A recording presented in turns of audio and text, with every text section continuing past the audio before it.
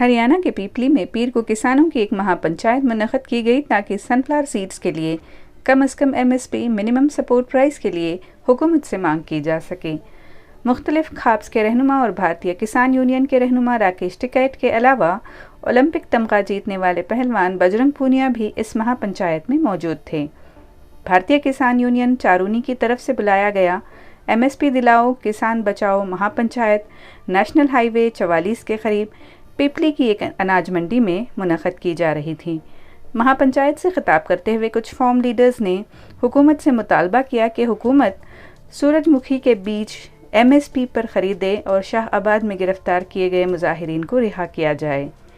किसानों का मुतालबा है कि रियासती हुकूमत सूरजमुखी की MSP 6,400 रुपये फ़ी क्विंटल पर ख़रीदे, जबकि रियासती हुकूमत 1,000 रुपये फ़ी क्विंटल दे रही है।